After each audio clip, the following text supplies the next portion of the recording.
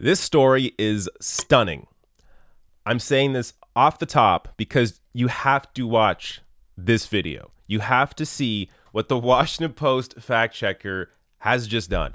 Now, the fact checker, which are people that write these articles. This isn't like a robot going through all the data and ensuring that, oh, this person was correct, this person was wrong.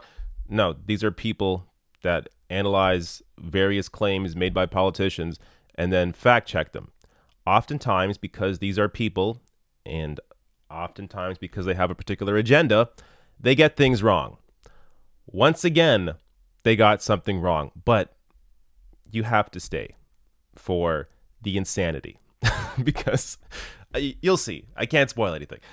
First up, they're fact checking a claim here made by Bernie Sanders. So Bernie tweeted out, 500,000 Americans will go bankrupt this year from medical bills. Now, this is citing a published study in the American Journal of Public Health that says medical bankruptcy is still common despite the Affordable Care Act. And they published this number. Actually, the number is even a bit higher, which I'll get to in a minute. But the Washington Post took issue with this fact that Bernie tweeted out, putting out this article saying, Sanders' flawed statistic, 500,000 medical bankruptcies a year, giving him 3 Pinocchios out of a possible 4. Claiming that this is a classic case of cherry-picking a number from a scientific study and twisting it to make a political point. Sanders' statements, 500,000 people go bankrupt every year because they cannot pay their outrageous medical bills, and 500,000 Americans will go bankrupt this year for medical bills, are unambiguous. He's saying medical debts caused those 500,000 bankruptcies. However, correlation is not causation, and the study he's citing doesn't establish causation for all 500,000 bankruptcy cases. Now, this is nuts, because this is how people, first of all, this is how people talk. Obviously, it's impossible. Any bankruptcy, there is never one sole reason, because there's mortgage payments, there's car payments, there's loss of job, cost of food, all kinds of things go into somebody going bankrupt. It all adds up. But oftentimes, as these studies point out, medical issues or the cost of medical bills is one of the main reasons, if not the main reason, that people go bankrupt. But before I even show you this, before I even go into more of the data here and the study that he's referencing, this study, before Bernie cited it, was widely cited by a number of outlets. A number of outlets, including the Washington Post themselves. So this article from February, the Health 202, Utah is trying to roll back Medicaid expansion plans on a shaky assumption. The study published in the American Journal of Public Health found before the ACA went into effect, 65.5% of people in debt cited medical concerns contributing to bankruptcy, compared with 67.5% in the 3 years after the healthcare law was implemented. It found 530,000 families deal with bankruptcies related to illness or medical bills. The Washington Post cited this same statistic themselves. In fact, the number's even higher when they were writing about it. So I don't even know what to say. I mean, look, we know there's a media bias. Obviously, this article proves it alone, but this goes beyond. They have used this fact themselves. They have published this data, this study themselves, saying that, yes, over 500,000 families go bankrupt due to illness or medical bills. And then they go and say, Bernie Sanders, not true. He's lying about that, even though we said it ourselves months ago. I mean, again, this was widely reported. So to give you another example, CNBC also discussed this. This is the real reason most Americans file for bankruptcy. A new study from academic researchers found that 66.5% of all bankruptcies were tied to medical issues, either because of high costs for care or time out of work. An estimated 530,000 families turn to bankruptcy each year because of medical issues and bills, the research found.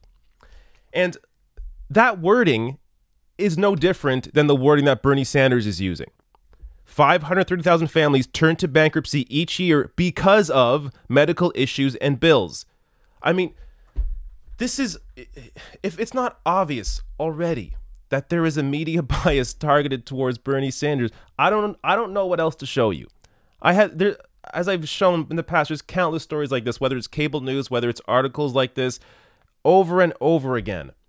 They'll cite facts that they have used in the past, but then when Bernie says them, they'll find a way to say that he's wrong. It's unbelievable. And even in the article where they are fact-checking Bernie Sanders, they make the case for him that he is correct. When we asked Himmelstein whether Sanders was quoting his study accurately, he said yes. He wrote, 37% of filers said medical bills very much contributed to their bankruptcy. Even if you use that restricted definition, then Sanders' statement is accurate. Or an understatement. There are about 700,000 bankruptcy filings each year. Many filings are joint husband-wife filings, and based on our past research, we estimate that on average 2.71 persons reside in each debtor's household. So the total number of persons who undergo bankruptcy is about 1.9 million annually. 37% of 1.9 million is a bit over 700,000. Even if you only count the husband and wife in a filing, the number suffering a bankruptcy to which medical bills very much contributed is about 500,000. That's in the fact-checked article. That's in the article claiming that Bernie Sanders is wrong and gave him 3 Pinocchios. He's citing a study that actually looked into this. I'm done. I mean, this is, I can't cover these stories anymore. Like this is crazy. The only thing I have, like, when I cover stuff like this, I have to laugh at it. Because if I took this seriously, I would go insane.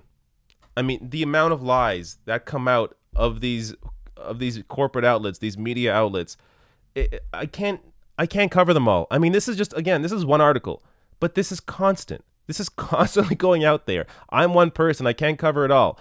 But because these sorts of articles are often cited by other media outlets, whether it's cable news or wherever, they're important. It's important to clear the record and state what the actual facts are here. Because people are going to say, like, you're going to see Jake Tapper on the weekend go, a new study out of, or a new fact check out of Washington Post gives Bernie Sanders 3 Pinocchios on healthcare. Like, you're going to see crap like that. And it's going to continue this BS narrative that Bernie Sanders is lying or exaggerating or whatever it is. What they're missing here are the people that are impacted by this, the people that are impacted by the current healthcare system in America. I'm in Canada. There are no medical bankruptcies. That's how it should be. That should be what the actual analysis is here. I mean, to just accept the fact that people go bankrupt because they get sick, like, how is this even reported with a straight face? How can they report this and give him 3 Pinocchios, even though they're missing the entire point? Even though he is correct on the facts, but even apart from that, they're missing the larger point that no Americans should be going bankrupt because of healthcare. So, yeah. When it comes to articles out of the Washington Post, you have to take it with a grain of salt. I mean, it has to depend on who's writing the piece, on their history. When it comes to the fact checker, don't even bother. I mean, but other articles, you have to look at the author and their history. And so, like, it's important to point that out, because I cite the Washington Post, I cite the New York Times, even CNN sometimes. And that's because sometimes they get things correct, because different people produce or write different segments or articles. So you have to be able to make that distinction. That not everything that comes out of the Washington Post or the New York Times or CNN is wrong, but you have to understand who it is that is telling you that information, their track record, and ensure that that person has a good track record when it comes to delivering facts. And in the case of the fact checker, they have a horrible record.